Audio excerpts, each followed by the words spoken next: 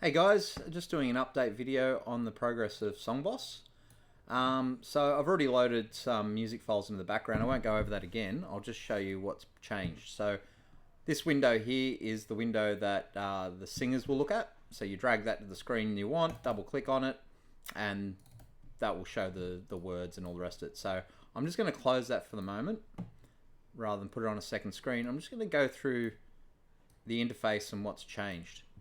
Okay, so I'm going to start off by just adding a couple of singers. So I'll add Harry. So this is down here is where we add the singers. Harry, Gary, Larry. I'll put in Mary. Okay, so first thing you'll notice is they always stay in alphabetical order. So the point of this section over here, the singers and the singer queue, is when you just want to find a singer and deal with them. So you don't want to get caught up of where they are in the rotation. You just need to find someone. Someone comes up and says, yeah, g'day, I just want to change my song order. Sweet, what's your name? Harry. Okay, sweet, I can see him there. Or I can just type up in here. As soon as I type something unique, then it will show Mary. So if I had Martha in here as well, and I typed M, well, it's going to narrow it down to Martha and Mary. And I go, oh, you're Mary, I can click on that. Or if I want to narrow it down further, I can get it down to the individual. So when you got a lot of singers in there, and I'll just clear that, that's really helpful, but it'll always be in alphabetical order. You can find them real quick. Okay, so let's start adding some songs. So if I want to search for a song, I can search by the song title, the artist, or by both. So let's say Gary is an Elvis fan. Actually, I don't know what I got in the collection for Elvis. Oh yeah, we got a few there. So he wants to sing A Little Less Conversation. I double click on that, and you can see now, if I click on Gary, it's in his list. So on this side here, all I'm concerned with is the singers and what their songs are. On the left here, I've got the current rotation and the next rotation. And I'll show you why I've split that up into two separate things shortly, and why I feel that that's really useful to have. So let's just add a couple more. Let's put in Kentucky Rain, and I'll even add another one, Blue Christmas. So you can see in our rotations, we've got Gary in the current rotation and in the next rotation, but his third song isn't showing because it's not in either of those, it's down here. So what's happening here is I've got a system of intelligently adding requests, and you'll see where that comes into play a little bit more later. But Gary went into the current rotation. When I added another song, it saw that he was already in the current rotation, so I put him into the next rotation.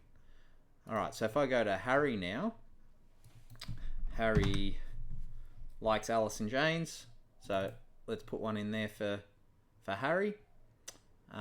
Let's go to Larry now. We'll put some songs in for all these guys. So I'll put a couple in for Larry.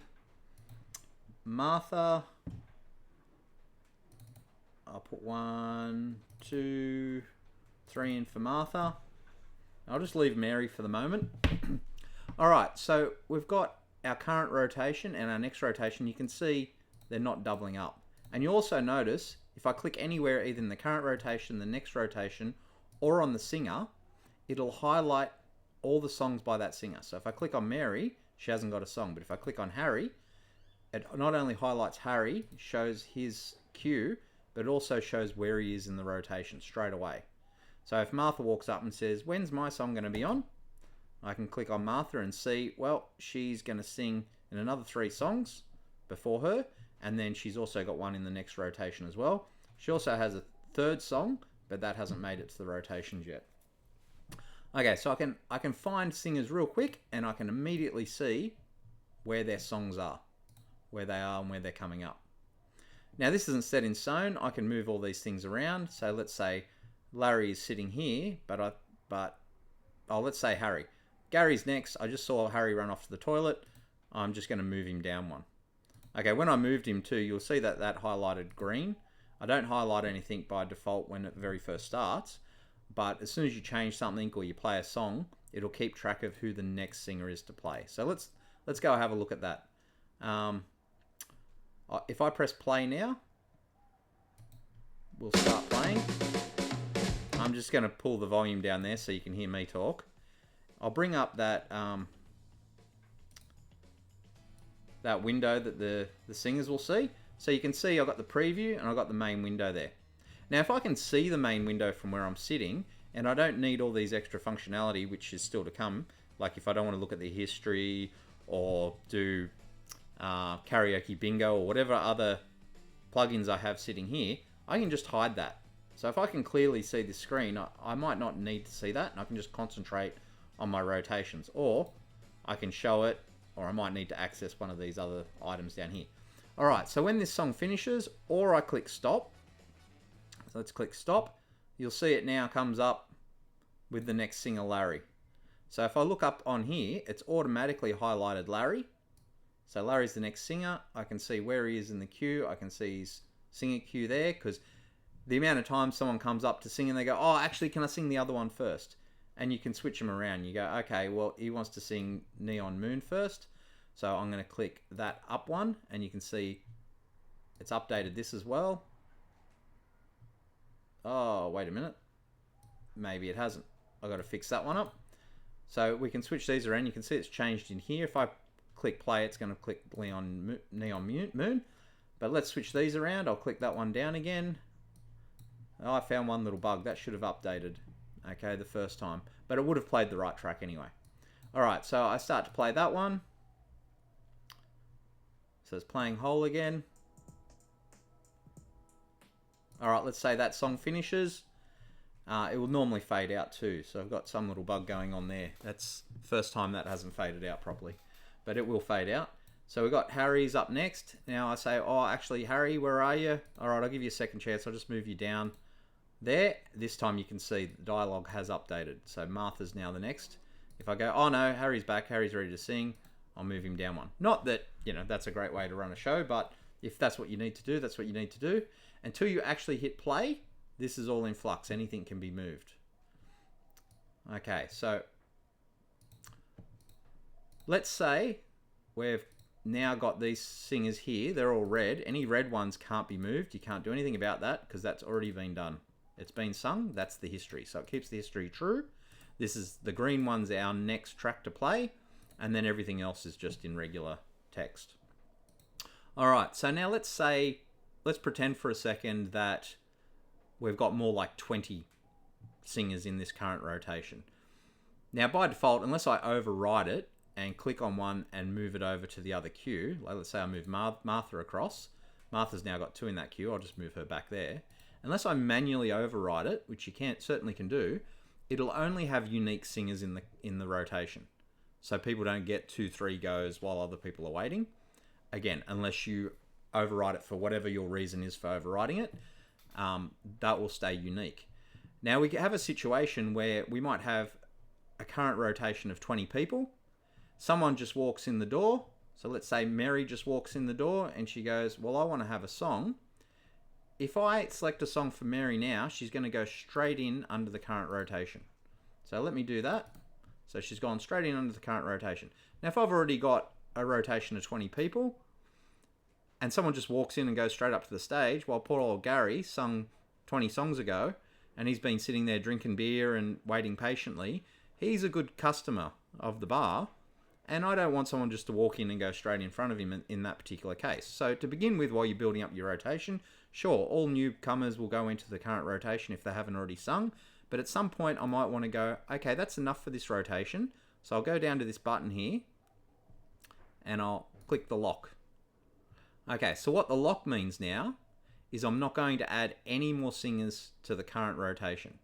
So if an existing singer adds a new song, like Larry here anyway, oh no, Larry's got 2 in there. We'll say Mary. So if Mary comes along and she wants to add another song, she would automatically go to the next rotation anyway. But let's say somebody who hasn't got a song just walks into the room. Let's say Kelly walks in. Okay, and Kelly wants to put a song. All right, so here's the tricky part. We've got somebody who's just walked in, and we've got these group of people who have been here supporting the bar. They've been drinking. It's not really fair that all the new singers just go straight in front of them.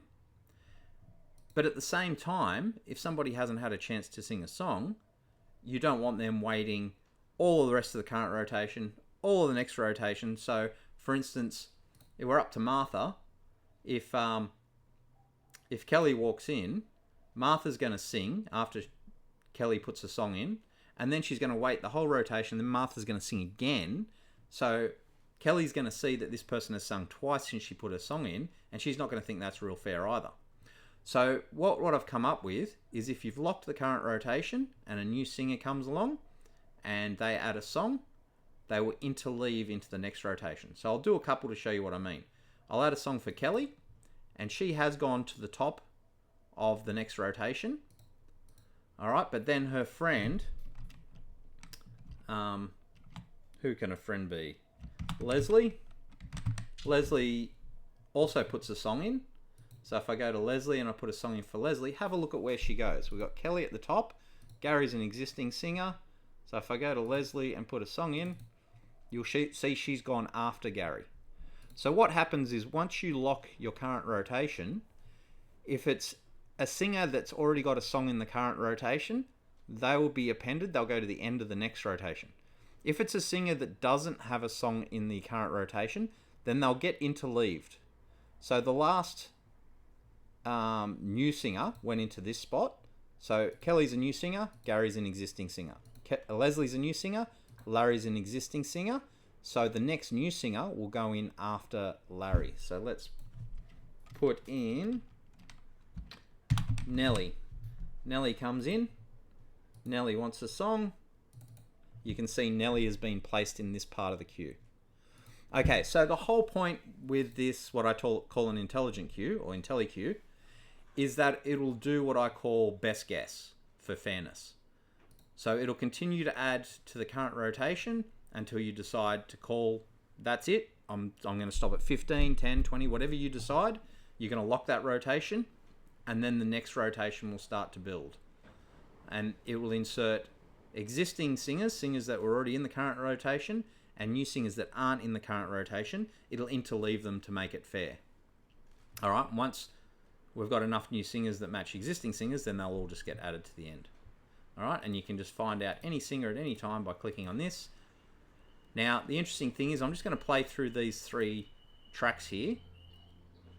So we've got Rooster playing. I'm just going to stop that, simulate that going. Next singer's Martha. I'll play that one. We'll say that song finishes, and we're up to Mary. Okay, so we've got a locked queue. We're on the last singer of this queue. What's going to happen is, when Mary finishes singing, the next rotation will become the current rotation. So this will everyone would have finished singing this rotation. That gets thrown away, or it goes into the history, I should say. And the next rotation becomes the current rotation. And anyone who has 3 songs, has anyone got 3 songs? Oh, well, anyone who's got another 2, really. So Martha, for instance, already sung Picture, but she's got Betty Davis Eyes and Beautiful Crazy. So Beautiful Crazy will then come into the next rotation, which I'll show you in a second. Also, I can move these tracks here. So Martha's got Betty Davis Eyes in the next rotation, but maybe she wants Beautiful Crazy. So I can move Beautiful Crazy up, or I can move it down, and that will all be reflected in the rotation as well. All right, so I'll play this last one, Mary.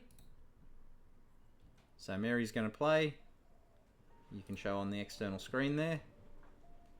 All right, now watch when I press stop. Current rotation, all those songs will go, and the next rotation will move over. So now the next rotation became the current rotation. These people who had 3 songs in, their 3rd song now goes into the next rotation. If they had 10 songs that they put in, only the next one on the list would go to the next rotation. So it'll be just unique singers again, built up in the next rotation. But again, you can change that. You can push singers in and out. Mary's over here.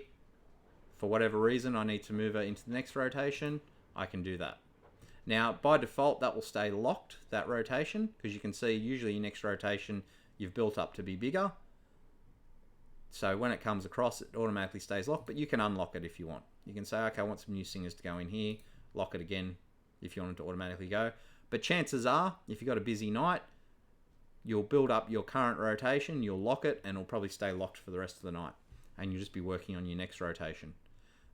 You've got the freedom to change anything at any time, but the aim of the program is that it'll intelligently and fairly insert singers where they should go. and you should be able to just continue on all night.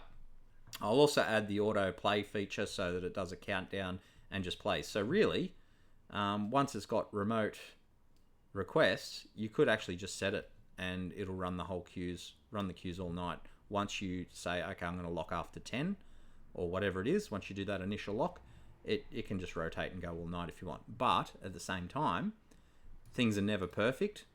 Things happen on the spot. Sometimes things change, or you want to put someone in a different order for whatever reason, and you also have total control over that. While doing this demonstration, I've noticed a couple of little bugs, which I'm going to go ahead and fix.